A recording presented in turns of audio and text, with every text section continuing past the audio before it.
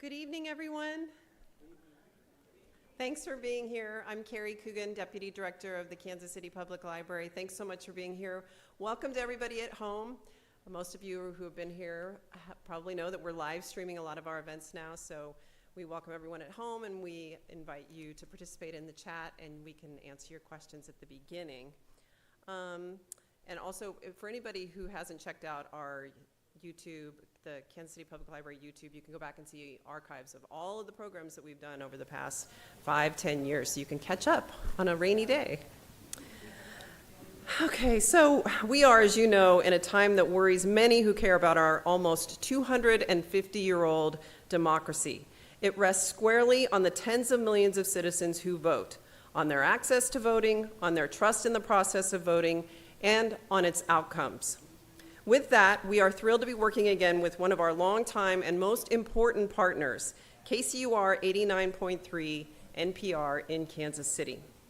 We're launching a 3-part series of discussions called Securing Democracy.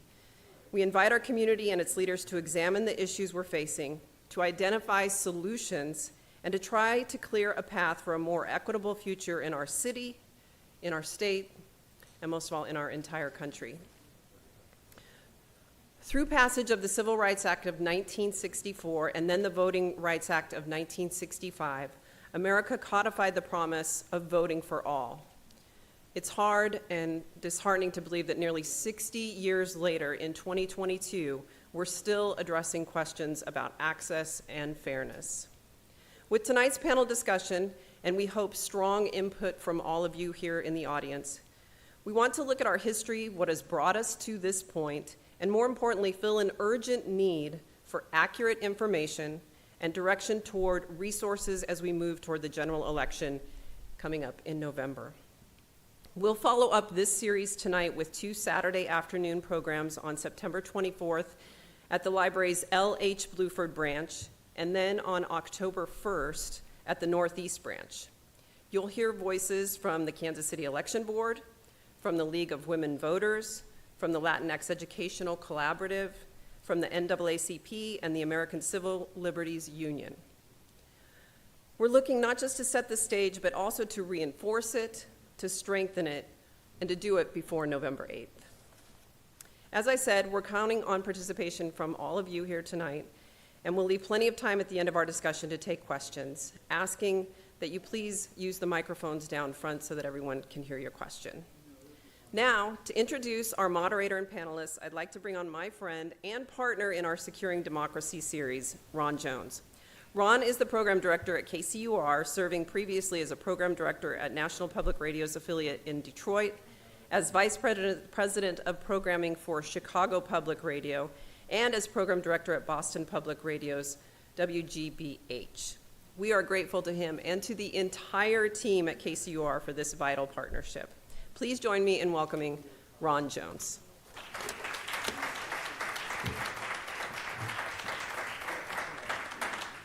Thank you, Carrie, and good evening. KCUR is always eager and delighted to partner with the Kansas City Public Library, and tonight is no exception.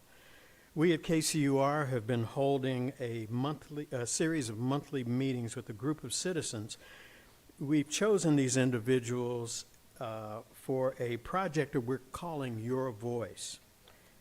And they reflect a geographic representative of the region, also racially and politically diverse group as well. They're from different income and educational levels and range in age from 18 to 70-something. We give them questions to consider before we meet in hopes that their reactions and comments will help us responsibly and authentically cover the elections and what's happening in the country more broadly. You may not be surprised to learn one of the big takeaways from the 3 meetings we've had so far is that our little group is exceedingly divided on how they see social and the political landscape today.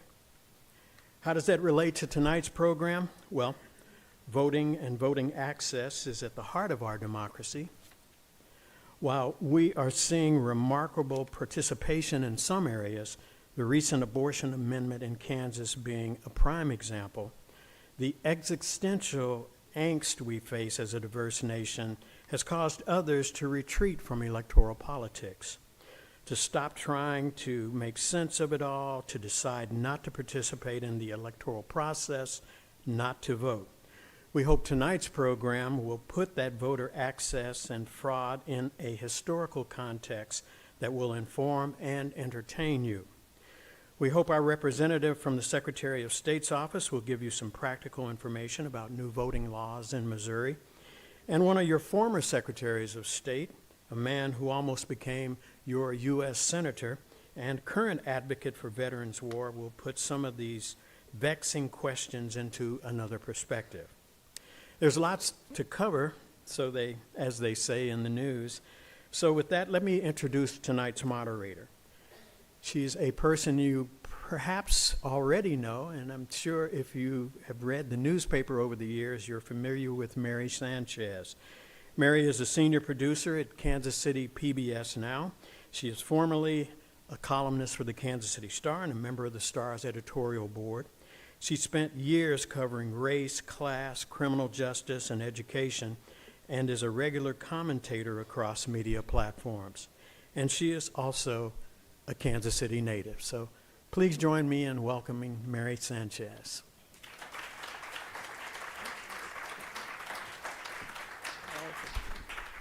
Short girl here, move it down. Thank you, Ron. I appreciate that.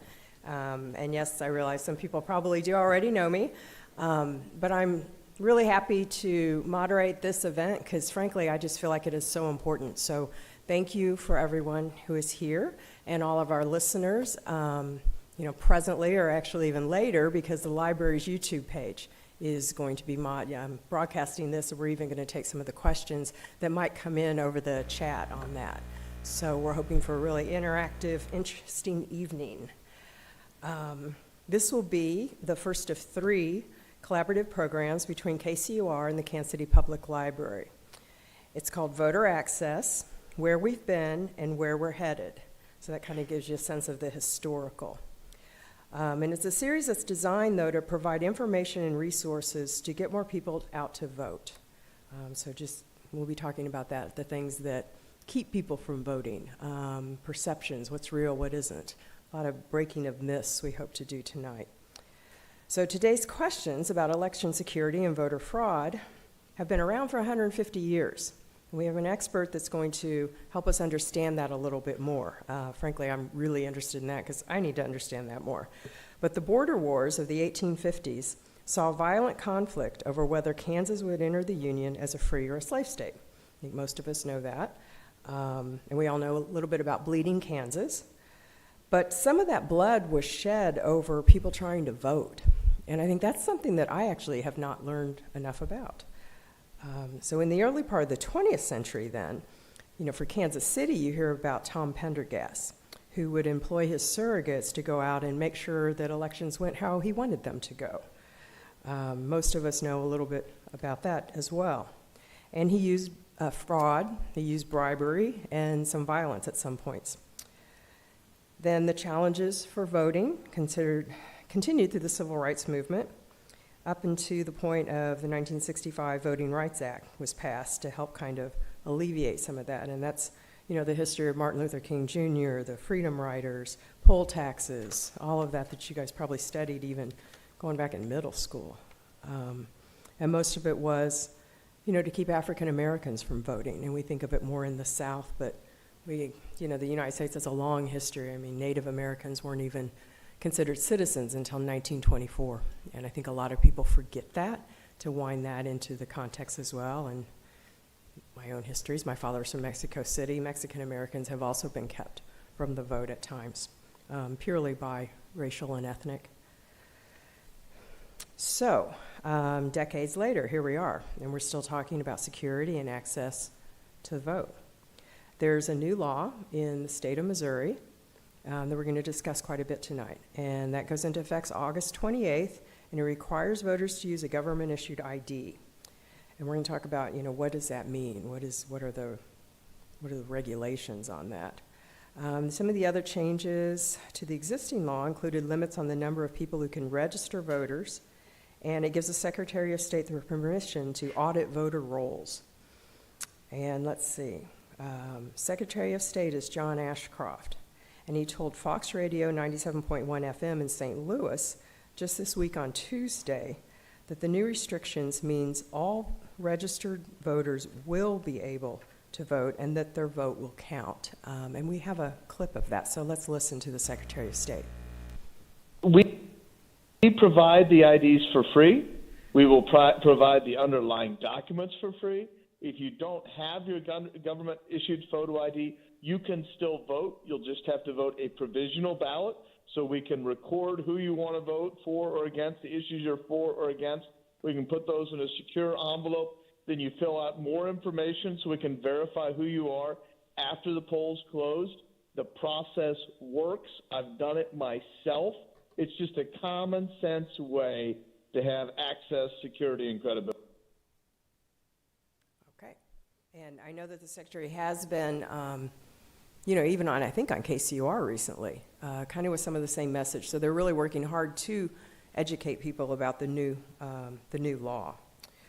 But some voters across the state are concerned that the new restrictions will add extra barriers, that the change is not one that they wanted. And so here's another clip for that view, and it's from Pat Jones-Malkin, and he's from the Kansas City chapter of the NAACP. If you are an elderly person, I can tell you about this. There's a lady I know, she's 90 years old. She's always been able to use her expired state ID, her license, because she does not drive anymore. Okay, she's 90 years old. Everything's expired. She will have to try to get to the DMV. Now, if you were born like I was born in the country by a midwife. You have some messed up birth certificates. So this bill is going to hurt rural people too when it comes to getting the documentation you need in order to. There you go. And that is a view that you hear often in media. We call it argument by anecdote, but we're going to try and set some actual data to some of that and some of the feelings. Personally, I understand it. My own mother never voted, or not never voted, she always voted, but she never drove. So she didn't have a ID, and we had to go get a special one for her. I think she's the only person that I ever knew within our family that was the case, but it does happen. So that said, our goal is to send you away with information. I realize we've already kind of packed a little bit in, even just in this introduction. But before we get to the panelists and their introductions, we did want to remind you that they have out there in the outside vestibule here, we do have informational packets on the new law.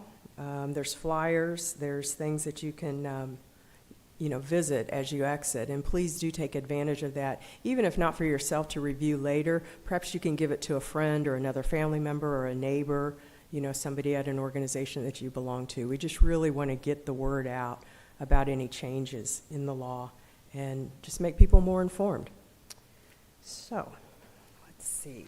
We will also have a chance for you guys to ask questions, because I realize that's partly why some of you came here tonight.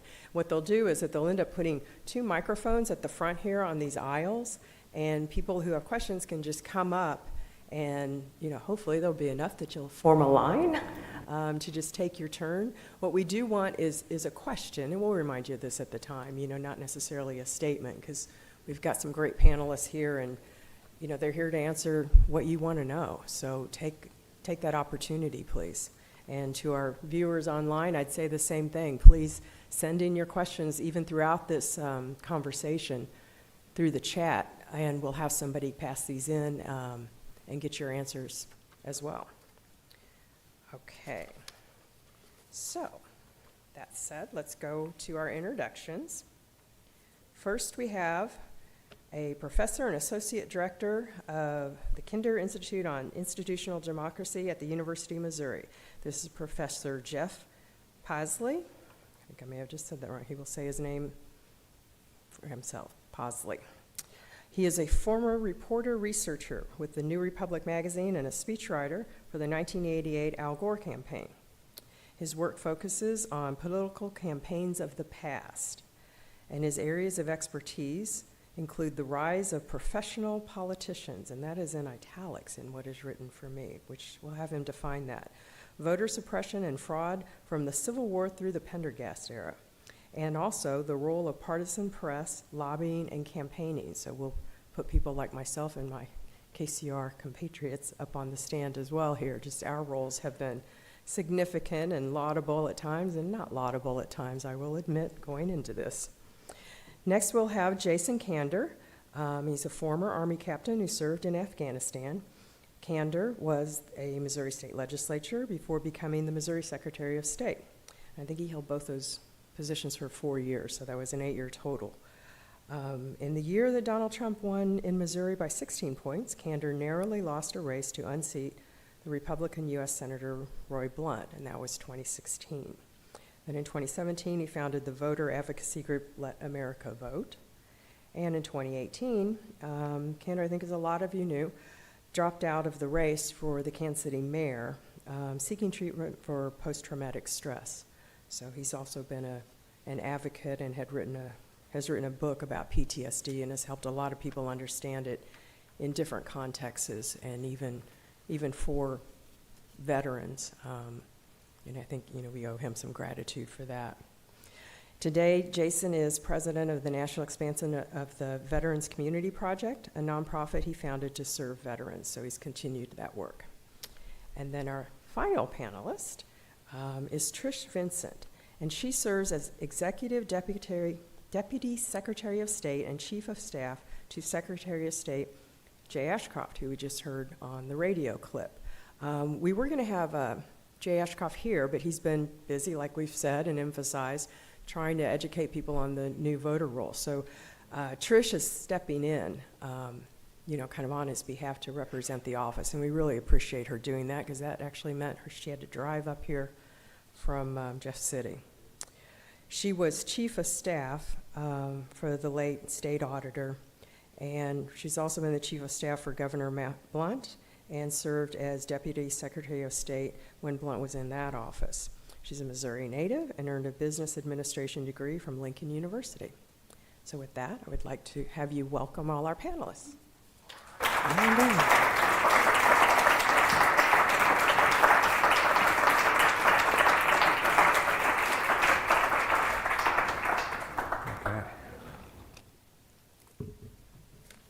I'm going to sit.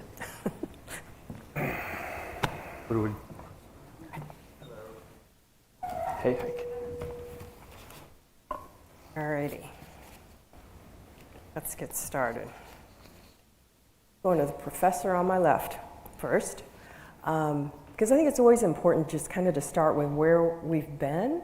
And like we've already kind of mentioned, I don't think a lot of people know the whole history, that this isn't new. These arguments aren't new. And so I think for us to even be able to gauge where we are and where we want to go as a community and as a nation, we need to understand the past better. So can you tell us a little bit more about what happened during the Civil War? Let's start there, in terms of voter suppression, voter fraud. Well, a lot of, I think the place, thank you for asking me for this. And by the way, I'm going to just apologize. I was driving 80 miles an hour over here and arrived 2 minutes before this started from Columbia. So I'm a little goggly-eyed from that. But I guess what I would start with the Civil War and with all of it is just that whatever we talk about without, and I don't like to sound like I'm my wife says every time that we read about some historical thing, I go well, it's better than the Opium Wars or something like that. And it's it's true. Most things are better than that.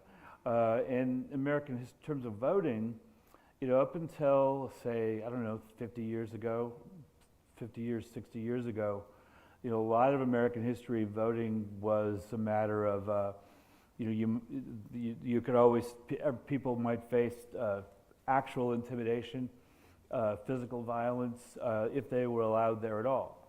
I mean, one of the things that one of the in the 19th century, and this starts to get to your Civil War question, when they recruited election workers, for instance, they might mean doing the usual things, taking people's names and saying vote for us, but actually they're often meant the biggest, toughest guys they could have, so to make sure that your voters weren't intimidated and the other voters were.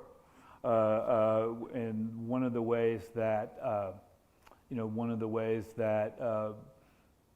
political machines became a thing was groups drawing on new migrants, laborers, sailors, whoever they could get to come out and essentially protect help them out with what was usually a kind of a war at the polls. And Kansas City was actually kind of especially notorious for this, and the Civil War in one sense, was over this. And another thing. Say that again, because I think people don't get that the Civil War, maybe it's just Well, me, in Missouri, the Civil War, that's but like. that voting was part of it, right? Well, bleeding Kansas, right? In other words, this is like a bit of a Homer sort of argument. That if you say the Civil War started on the plains of Kansas, which it kind of did, fighting over whether Kansas was going to become a slave state or not, that's largely an issue of voting, but it's a kind of a twist on what we usually think about, because in some ways it was about voter access, but in the other cases it was it's one person's suppression is another person's fair voting, right? Because of course what happened in Missouri in Kansas is that comes time it's been left open whether slavery is going to go into Kansas. It's left open to voting, and so suddenly the territorial elections become this giant national issue, becomes an issue in Missouri. Especially once the Missourians see that there are these land companies, like the famous one is the New England Immigrant Aid Society, that got a bunch of publicity about sending abolitionists, or really sending settlers from New England into Kansas.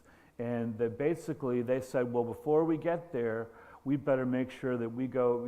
Basically, Missourians were encouraged. They were things like people were free ferry rides, $1 a day stipend, and free liquor if they would go over and vote in Kansas. And so that sounds a little bit like Pendergast, because I know liquor was always involved with how he managed. I actually half remember a figure, so I have to use it because there's not going to be many of those tonight. Which is that. Kansas census said there were 3,500 people in February 1855. How many people do you think voted in the March 1855 elections? More or less than that. Twice as 7,000, so twice as many. Okay. So at any rate, whether that becomes a sort of Kansas City tradition, the extra voters. The extra, we've heard about that more recently. We might again. Thank you for that, because actually several things that you said are just echoing, or maybe we're echoing now. One of the things that you said was that one person's suppression is another person's fair voting. Yeah. And I think oftentimes that is where we get, and this is kind of where we not just necessarily meet in the middle, but at least agree on some facts or move forward. So I wanted to throw it next to Jason. I know you have the podcast, and you hear from a lot of people, you're out a lot. Is that it? I mean, is that where we are? What are you hearing? How do people understand voting currently? The voter suppression is voter suppression. All due respect to the professor, I think he's speaking historically, and I totally understand. In the modern era, voter suppression is a very disgusting thing that's happening in this country, and that has been getting a lot worse over the last several years. It's not the first time, certainly. Because voter suppression can also be about voter dilution. It can be about sending people into Kansas pre-Civil War to get them to vote against, or vote them for being a slave state, right? That's what Missouri wanted, right? Which is voter suppression, and that it's voter dilution of other votes. Now, then you have, and I know we're going to talk about the Pendergast era, and it's frequently compared to the era we're in now. The Pendergast era was one super powerful dude, a Democrat, by the way, but a super powerful dude who didn't like the idea that there were people who didn't have power who thought they should have power. And he said, I'm going to make sure, I implement my will to make sure that I suppress other votes so that only I have the power. Happened here in Kansas City, and that's it, at least for his reach. And then you have what's going on now. Voter suppression that's going on right now is, I'm just going to be frank, it is a political party that has decided that demographically, statistically, it cannot continue to keep up without changing its policies, right? Young people are less likely to vote Republican right now. People of color, much less likely, traditionally and now, to vote Republican. And the Republican Party at a very high level, particularly recently led by, I'm sorry, I know this is a nonpartisan event, but you said you wanted facts. Well, no, you got to. Is, particularly in the last few years, President Trump starting pre-2016, but people started listening in 2016, he started to make the argument that, and he started to basically take this push that had been started here by Chris Kobach on the other side of the state line, and he nationalized it, and he said, instead of changing our policies to attract more of these people who tend not to vote for us, we will win by subtraction. We will make it harder for people of color to vote. We'll make it harder for even young people to vote in a lot of states.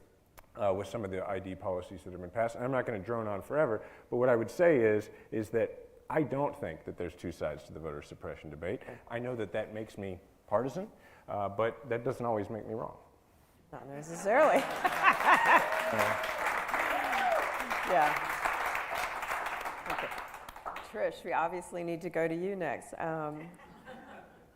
Explain some of the changes, and that, I don't want to put words in your mouth, but I'm assuming that you don't see it as voter suppression. Why was the law changed in Missouri? And explain a little bit more about what has changed. Why did we need the photo ID, whereas we didn't before? Before, someone could show up with, say, a utility bill and have their name on it and have an address on it, and that could be acceptable at a poll place.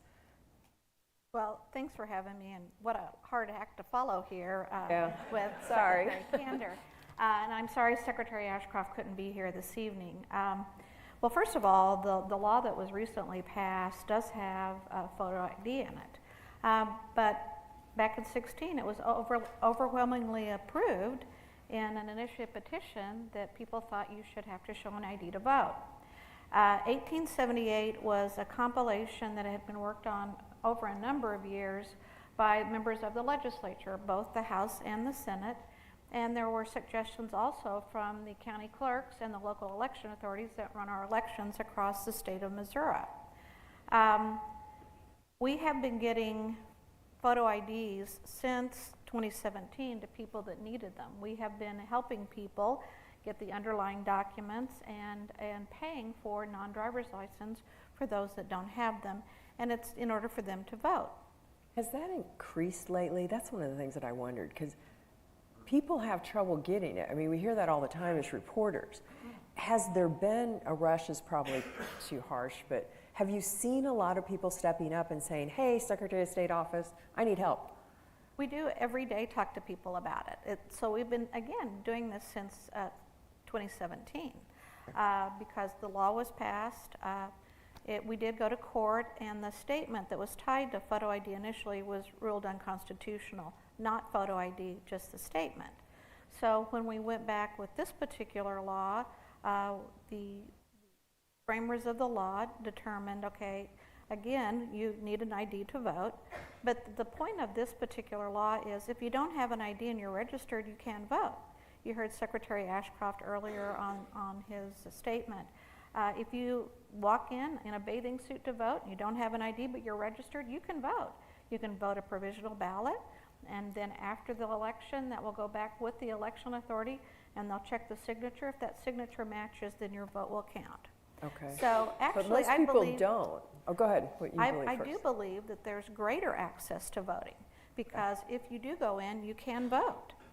So, again, we help people get IDs. Some of the other additional things that happened with this new law is that there will be 2 weeks of early voting before the election. That a lot of people like to vote before the election, so you can vote absentee without an excuse 2 weeks before the election. This was also somewhat of a voter integrity bill. You may have heard nationally about drop boxes and people, stuffing ballot boxes that way. Ballot boxes or drop boxes were outlawed with this law. So there were some things that happened along with cybersecurity. We also have cybersecurity requirements that we go into each local election authority and make sure that their election equipment, that their access is secure. So we look at this as more transparent, more voter integrity, and you can trust the election. Okay. I think some of us trusted it before, which that kind of gets into that nebulous area of just messaging. If you tell people that the elections aren't secure, then perhaps they're more inclined to support the need for, a change like this. So what is the rationalization then that did we need? Is there a lot of voter fraud in Missouri that's actually been documented? Well, we've never asked for the ID for everybody to present an ID to vote. So it's really hard to determine if there was fraud if we didn't ask people for IDs. People can impersonate other individuals. They can come in with a utility bill that they got out of a mailbox and sign a name. So I can't point to specific fraud, but what we can say is that when you go into the polls, that you're going to know that the person standing in front of you, if they're presenting an ID, they're who they say they are. Okay. Would you like me to weigh in? Absolutely. Before I do, let me just say, Trish is here representing her boss. This is not a debate that we're having. No. We don't agree, but this is not a debate. I want to be clear about that. Trish and I have known each other for several years, and I respect Trish a great deal. There's never been a documented case of voter impersonation fraud in the history of Missouri, which is the only kind of fraud that a photo ID requirement can even claim to seek to prevent or catch. In fact, statistically, you are more likely nationally to be struck by lightning as an American than you are to commit any sort of voter fraud, actually. Look, this is how voter suppression works. There's a basic playbook here, all right? You erect barriers to voting, and then you erect barriers to the barriers, all right? It is true to say that the photo ID law in Missouri is not as restrictive as the photo ID laws in some other states. There is a reason for that.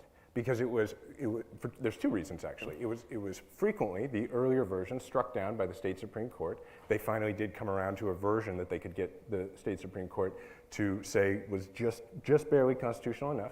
And then the other reason is because when they were trying in the most recent iteration to pass a much more restrictive version, it was filibustered by the Democrats in the state Senate to the point where an agreement was reached that they would pass a version of it that would have this form that says, okay, you show up in a bathing suit with only your without an ID, you may cast a provisional ballot. There's no pockets. That's what we're talking about. Well, which is why I guess you don't have an ID, but you may cast a provisional ballot. Here's the thing about provisional ballots. They're far more likely to be thrown out. They're a second-class citizen ballot is what they are, right? I mean, I'm just being real. That's what they are. And they are the ones that when you have a close election, that's who the lawyers that are hired by the side, look, it doesn't matter which side they're hired, but those are the ballots they're going to fight over. Those are the ones that they're most likely to stand over a table and challenge and say, don't count this one, that signature doesn't look enough like it. But let's talk about this idea of people we don't know until, we haven't asked for IDs in the past, so how could we know? Can we talk for a second practically about what voter impersonation fraud actually is, right? Like, you go to jail for like a lot of years if you commit voter impersonation fraud. That's the downside, right? Which, again, it's never happened in Missouri. But you would go to jail for a lot of years. You'd be a felon. If you succeed, you increase the vote by 1. And what's your bet? What do you have to absolutely bet? What's your gamble? Your gamble is that if you go in and you say, I'm Jason Kander and I'm going to vote, but you're not Jason Kander, you better bet that Jason Kander don't show up that day. Otherwise, you're going to be in a lot of trouble, right? The incentive is just not there. It's not. That's why it doesn't happen. And I would like to also say something about drop boxes, because I understand people say, oh, well, this was a security issue. I actually created an election integrity task force when I was Secretary of State because the legislature kept saying, we got this big problem. And I said, okay, we got this big problem. I'm going to create an election integrity task force. I'm going to put 2 investigators in charge of it. Would you please fund it? We had a big fight over that. They didn't seem to want to fund it. We put them on it. We said, go find some voter fraud. They didn't find any because there ain't any voter fraud. Drop boxes are a thing that happened. They really became popular during the pandemic, but they were being done in states before that. Oregon is a good example. Oregon is a state that has same-day voter registration. It has mail-in voting. It has the drop boxes. It has the whole ball of wax. The governor, for a long time, has been Kate Brown, former Secretary of State, great person, got into office, said, let's pass all this stuff. Oregon has the most secure elections in the country because what they did is they stopped seeing voters as criminal suspects and they started seeing them as customers of the process. The fact is that we live in a day and age, and I'm sorry that I'm talking so much, I'm going to wrap this up. We live in a day and age where any one of us in here can get out our phone and can custom design a onesie. I did it today for a friend who just had a baby. Custom design a onesie on a website and have it at our house like tomorrow. But I got to wait in line for 2 hours to vote, and I got to cast a provisional ballot. Even if I show up with an expired ID, let's say I'm my age and I show up with an expired ID, as if that stops being me. It's a state-issued ID. I didn't expire. My point is, voters have come understandably to expect a certain level of convenience in their customer interaction and interface in this day and age, and we should provide it in voting, and it doesn't cost us a thing in the integrity of our Well, that's elections. part of the rub here too, and I think we're going to go to the questions here. Sorry, so go ahead I and droned on. start lining up if you want to ask something of our panelists. I would like to add something. And though. and in the meantime, then I did want to hear from you. Just Sure. when you If he did show up with an expired ID and it expired after the last general election, he could still use that ID to vote. So I Okay. just want to make sure that people understand that sometimes an ID that has expired since the last general election still could be used to vote with. So just want to That make is important, thank you. Yeah, that is important. And again, this is not partisan. I respect Secretary Kander very, very much. We just disagree on the law and why it's needed. And so we're on different sides of that. And again, it's not a debate, but I appreciate his comments. Well, but we want a challenge. We want a conversation. Civility, you can still disagree in a civil manner. Can I ask you a sort of, I mean, and this isn't fair because you're not Jay Ashcroft, but I guess what I'm curious Jay Ashcroft. what I'm curious about is what did the supporters of these laws, what do they point to when they think it's needed? I mean, is there some example they have? I mean, and I'm not saying where's the voter fraud. It's just like it's a strange like zombie kind of question because voter fraud was, and I don't know the exact definition of voter impersonation fraud, but there definitely used to be false affidavit fraud. Used to be a huge thing, and it used to be a huge thing, but I don't think it has been in the last 30, 40 years, right? And it's interesting that this has become a more debated, such a debated issue in a time when it really seems to have gone completely non-existent, unless I'm forgetting something.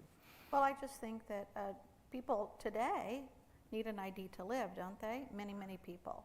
And so having people prove who they are when they go to vote, I don't think is an unreasonable thing. I agree, we don't want any voter suppression, but it's really despondent in the August election that we had less than 24% turnout to come vote. Where were the voters? And that was before they had to show an ID to vote. So again, we want people to come to the polls. If people would work equally hard to get people out to the polls instead of saying, well, they don't need an ID, maybe our turnout would be much larger. All due respect, Trish, there's a lot of people in here who work very hard at that. The NAACP is here tonight, and they work very hard at that. And you didn't write the voter ID law. You're in charge of enforcing it. I'm not holding you responsible for this, but it is aimed directly at those people. It is. I know this because I served in the state legislature when they were first trying to do it, and I sat with the Republicans who told me, yeah, we know what this is. I mean, they were honest with me about it behind closed doors. So I wouldn't want to put the responsibility on the voters. That's not who's. When people don't turn out as much to vote, that is not a verdict on the voters. That's a verdict on what they're getting the opportunity to vote on and who they're getting the opportunity to vote for. Good point. Let's go to one of them right now. Sir, do you have a question? Moving beyond the issue of what happens to provisional ballots and moving forward several years to the next presidential election, there are several states now who have individuals who are more or less in charge of voter counting and what actually gets counted, who have publicly come out saying that the previous election was stolen and that this will not happen again. So if we're trying to motivate people to come out and vote, and they're concerned about whether nationally that vote is going to count, because we've got several states where people are in charge of the counting who have publicly come out and said the previous election was fixed and their candidate didn't win, how are people going to have the confidence that their vote is going to count in that next national election? You want to take that, Trish, or? Sure. So the 2020 election here in Missouri was a very quiet election. Our local election authorities worked very, very hard. When they count the ballots, after election, well, first of all, they use a tabulator. Then they certify 2 weeks later. And they do that with a bipartisan team. Both Republicans and Democrats do that. So we do it in a bipartisan fashion. So I think that the 2020 election was a non-event here in Missouri. It was secure, it was accurate, and that's all due to the hard work of our local election authorities across the state of Missouri. Thank you. Did that answer? No? Well, one quick follow-up. No. Okay, but let's just say that it's a close election, that the next election is close. And I won't say which way Missouri would go as a state. But how can a person have confidence that their vote is going to actually count when there are 3 state counters around the country who have publicly come out and saying that the previous election was fixed, not in their, didn't go the way that they thought that it should. In other words, if it's a close election, how are our votes actually going to count if, like, a different state's officials may not go by whatever the actual result was? Well, the secretary doesn't change the results here in the state of Missouri. The results speak for themselves. And again, in future elections, there will still be bipartisan teams. We account for every ballot. We account for the provisional ballots. And I know that Secretary Kander said that provisional ballots, a lot of them don't count. Actually, it's in the 90th percentile that provisional ballots do count. So I think that Missourians, if they want to learn about the election, go be a poll worker, go be an election judge. See how the election is ran in your local area. We have some folks here from the Kansas City Election Board. If you want to volunteer, they would be more than happy. And then you could see exactly how things work on election day and be part of a bipartisan team. So again, I think that our elections are run very well here in the state of Missouri. I can't compare them to other states because other states have different laws. They do things differently than we do here in Missouri. But here we follow the law. Our local election authorities are wonderful people working very hard to make sure that voters have the opportunity to vote. You could call them, ask them questions anytime. They are meticulous in following the law. And again, we encourage people to get out to vote. On the presidential election, the actual people that actually are electors, people think when they go in to vote for president that they're voting, that their vote is going to be added up to win Missouri. But it's the electoral votes that actually are the ones that are placed to determine whether Missouri goes for this candidate or that candidate. So there is some misnomer about how your vote is voted or how your vote counts on a presidential election. So, and again, that's a whole nother conversation about electoral votes. I would mimic you, though, on if people could go down to the election officials. I spent an afternoon there a couple years ago and was doing video and everything. It is phenomenal. I mean, their processes and how minute and just everything is done with Republican and Democratic sides and everybody watching it as it occurs and the passing off of things. I think most people, if they understood that, they might not believe some of the chatter that frankly I see all over social media that's just incorrect. So there is a part of it that is that. Mary, may I speak to this gentleman's question as well? Real quick, I know it's hard to believe, I will be quick. I completely agree with everything Trish said, that elections are run extremely well in Missouri. I also think they're run extremely well in every other state in this country. I know for a fact they are. And I think your question, sir, is about the concern about the movement among some on the right, including the former president of the United States and a lot of people who are auditioning to be the former president of the United States one day, to call into question all of these things, because what they're really interested in is power. So the idea is that regardless, what they want is that regardless of how the votes go, that those votes can be changed. So for instance, something that is of concern to me is that in the last couple weeks, our state, via the Secretary of State, has signed on via an amicus brief to the independent legislature's doctrine at the Supreme Court. That's something that, I'll be honest, concerns me a great deal. I know that they've tried to narrowly tailor their brief to say that this is just about gerrymandering, which I think is a huge problem by itself, to oppose reforms for gerrymandering. But that aside, I do think it opens a dangerous door to legislatures being considered fully independent to overrule the will of the voters. I share your concern in that. But I would also like to emphasize what Trish was saying, which is that in Missouri, I personally have no concern whatsoever that I'm going to cast a vote one way and that it's going to be turned another way. I appreciate that you mentioned that. That was actually on my list, just for people who, you're talking about power, and that is what that is. I mean, what the lawsuit is basically seeking is to give more power to the legislature that they do not have right now to control elections.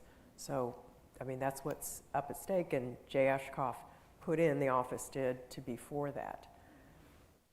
Next, please. So many things we could unpack there. National Popular Vote Compact, and we could do away with this electoral college nonsense.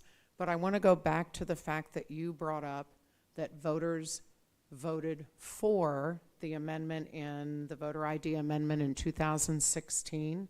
And in 2016, HB 1631 was designed to allow persons to vote with ID, but also to vote without ID if they did not have an ID to vote, and they could present a school identification, a utility bill, a bank statement, a paycheck, or other government document to permit their picture to be taken and sign a statement, and that bill did become effective. So if we already had Missouri voters who said, hey, that's the way we'd like this voter ID to go, I really believe that the young are our future. Why are we making it harder for young ones to vote, especially students who are here possibly from out of state? We had a voter ID bill.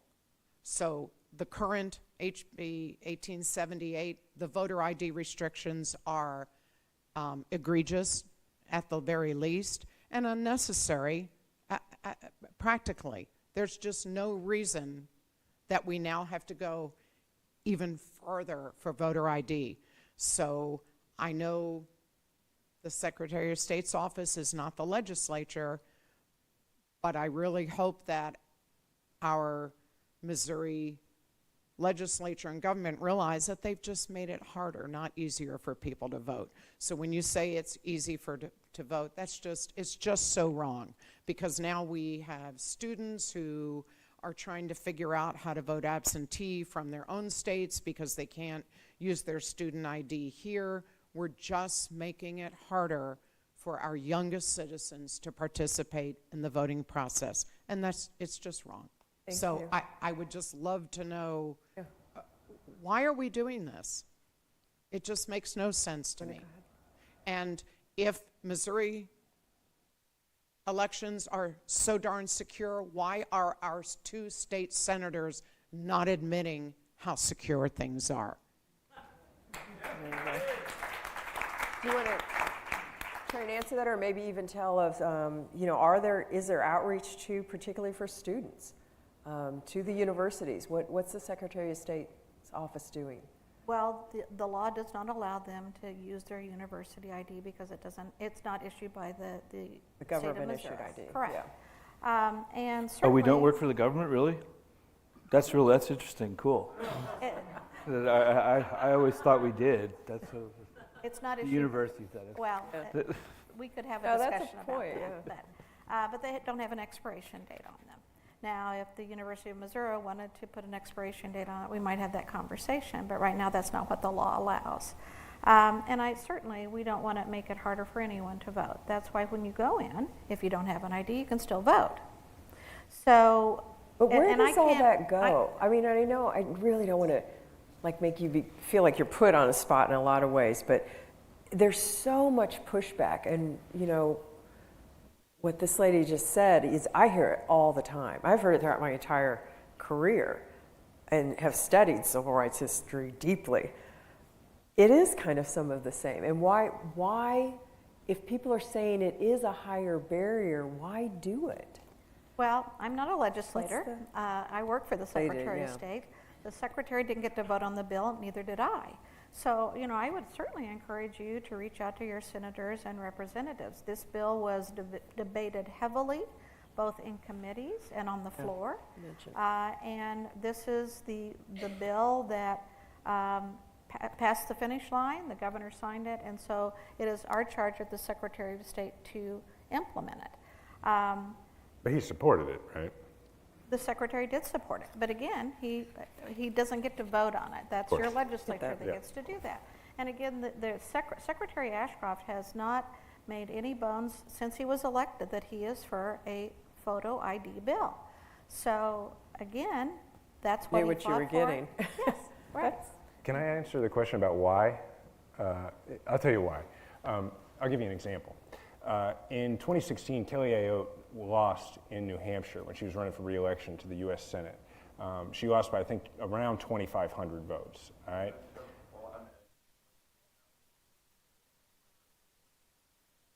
That's what I said. There you go. So, thank you. Okay, Fact thank check, you. thank So you. even closer than I thought. And it was deemed by the Republicans in New Hampshire, they said, well, we know what that is. That's students. They said students are young, they're voting progressive, so they voted in Maggie Hassan. We don't appreciate that. So New Hampshire got really aggressive and said, we are going to pass a law that says if you are going to, and this is just an example to give you the sense for motivation here. They said, if you're going to vote in New Hampshire, well, you better have all of your stuff registered here. You better be a resident, you better have your ID here, you better, all that stuff, right? Now, we got to take this to its logical conclusion, right? Let's say New Hampshire passed, and by the way, this was like a pilot project nationally by Republicans. They said, we're going to pass this in New Hampshire. You remember that President Trump, when he started his committee to re-elect the president in 2016 after he had been elected and put Chris Kobach in charge, they called it like the voting task force or whatever. But what they did is they focused on New Hampshire, and they said, well, this is why we lost here, right? Well, take this to its logical conclusion. Let's say Arizona passes the same law, that you got to have everything registered in one place in order to vote there, right? Okay. Let's say you live in Arizona, you go to school in New Hampshire, right? But your car is registered in Arizona, but you have a student ID and you're paying some property tax maybe or something like that, sales tax, whatever it is, in New Hampshire. You are now disenfranchised to vote in either state. That's the master plan. That's how it works. And the reason that it's done that way is because the millennial generation and Generation Z are overwhelmingly voting in a way that the people who are trying to pass these laws don't like. Yep. Just to tie in some too, is that, that gets into census. Some of those questions have as well. There's a lot of cross-pollination on a lot of these issues. So, I mean, frankly, I think it's good in that if you start to really learn and drill down on one issue, you actually will kind of start segmenting yourself into another. Which is the way education should work. And with that, I would like to hear your question, ma'am. Good evening, everyone. My name is Pat Jones Macklin. They said Macklin, but it's actually Macklin. And I'm going to break the rule. Because I don't think they can answer my question up there. But the one thing that bothers me as a person of color, I don't see myself represented on a panel. And I'm just saying this because my voter suppression, I appreciate all of you all, My voter suppression is totally different from what is being discussed here. And so I'm hopeful that when they do this type of thing again, I know this is the plaza, but people of color come to the plaza. So if they do this again, I'd like to see the face of voter suppression, and I lived it. My parents lived it. My grandparents lived it. So I know I broke the rule with a statement, but that has bothered me. So I had to point that out, that you all were excellent. Now, I like you, but I don't like the law, but I'm just saying, you need a face that has actually been through voter suppression and the history of people like me, and they just weren't presented here today, but you all were good. Yeah. So that's my point. Actually, can I ask you a question? That I appreciate you saying that, and frankly, I do know that that issue was of a concern, and that it was raised and discussed, and it's not, there was an effort made to be more inclusive. But that always needs to be said, so thank you for saying it. Thank you. What would you want people to know about your experience or your family's experience then? Can you give me like a little vignette? I can give it. I'm originally from Mississippi, and all voter stuff doesn't happen in Missouri. Actually from Mississippi, where people had to count beans to be able to vote, how many beans were in the jar. My great-grandmother did not get to vote until she came to Kansas City, because in Mississippi you had to pass tests. You know the story of Fannie Lou Hamer, what she went through. We get to Kansas City, my great-grandmother was not able to vote for the first time until after 1965.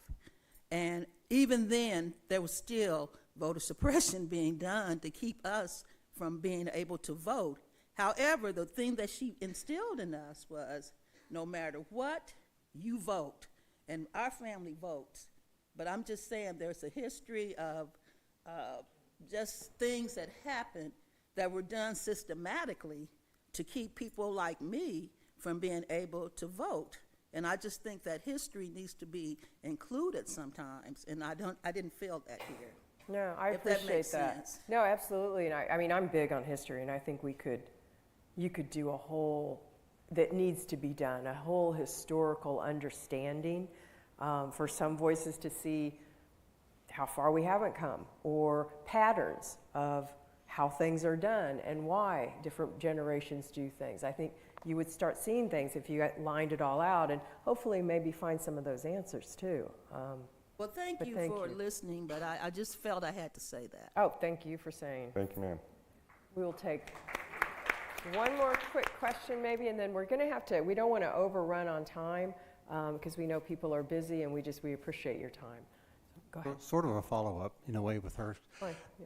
The poll taxes back in the Civil War era, all the various kinds, and she mentioned some of them that went on in the early 1900s.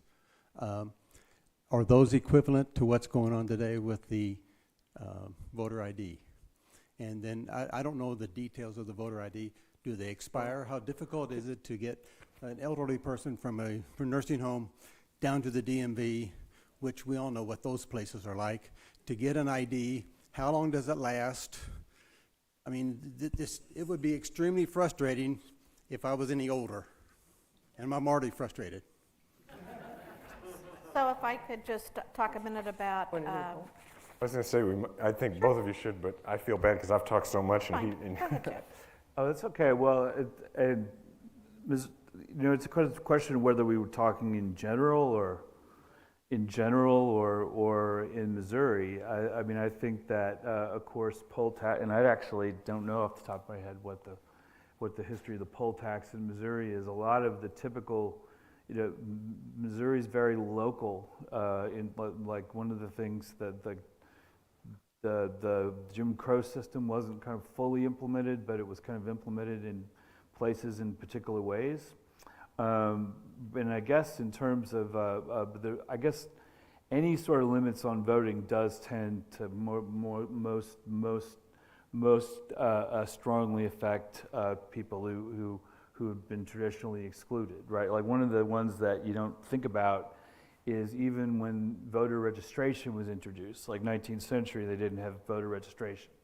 And when the secret ballot was when just the printed ballot was introduced. 19th century, it was balloting was by voice usually, and of course the printed ballot is fairer, but it's also a literacy test, and it was kind of actually originally intended that way.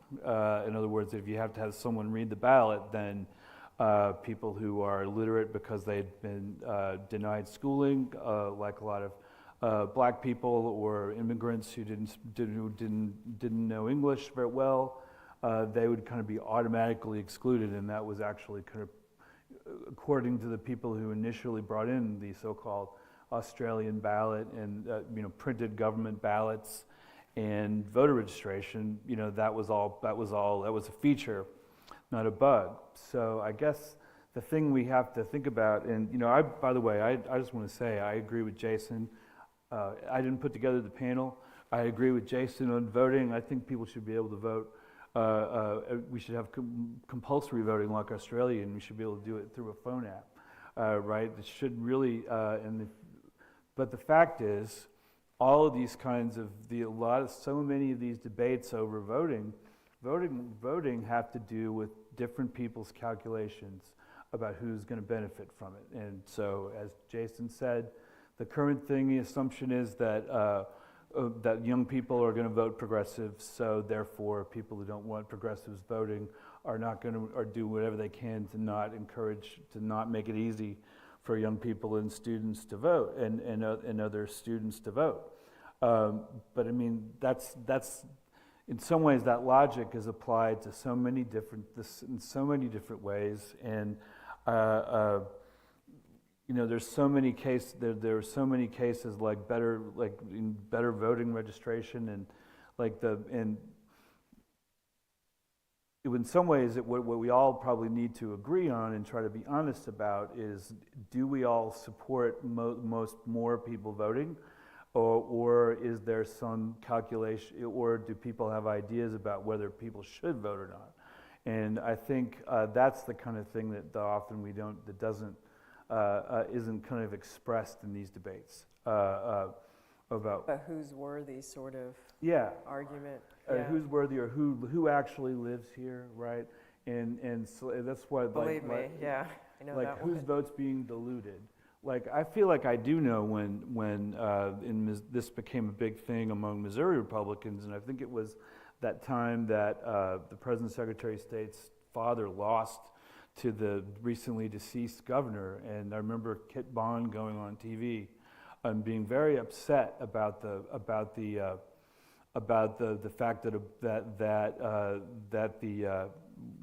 Senator Ashcroft had lost the governor's race in St. Louis late at night, and that there was kind of got up on TV and talked about voter fraud, and that would be the only example and I don't think there was any in that case, but that was one of the cases where somebody actually tried to point to it in real life. But I got the tone of voice, and you could see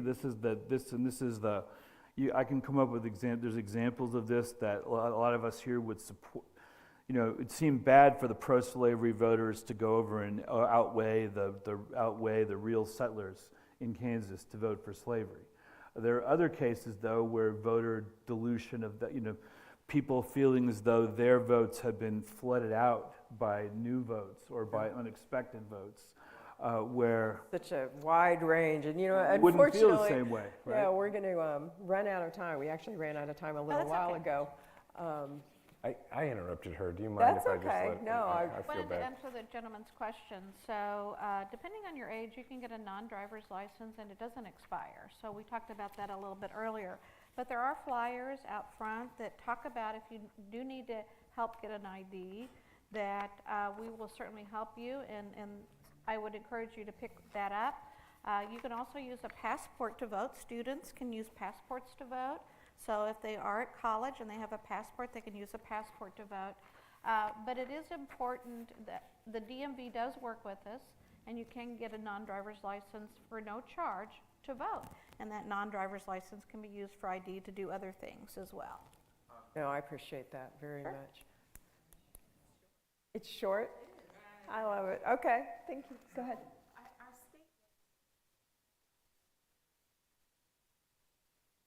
Nation all have say in what happens in our public education institutions, in our higher ed institutions. Why would not those students' IDs be considered valid government IDs? Well, in the law, it was the way the legislature wrote it. They have to have an expiration date, and college IDs do not have an expiration date. And again, it's very specific in what the law says, and college IDs do not And meet why those would requirements. that matter when you just said that non-driver IDs don't expire? Because that's for older folks. So again, there you go. there are some. But the See, human being is the human that's- being. Look, I'm in that. He's trying to tell you the law. I'm That's- 68. yeah. I'm in that category. You But explain them. there are veterans IDs also that don't have an expiration date, and so Would they those can count? be used as well. The logic.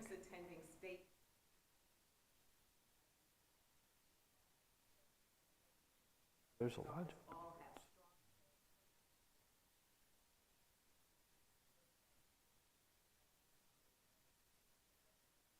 Thank you.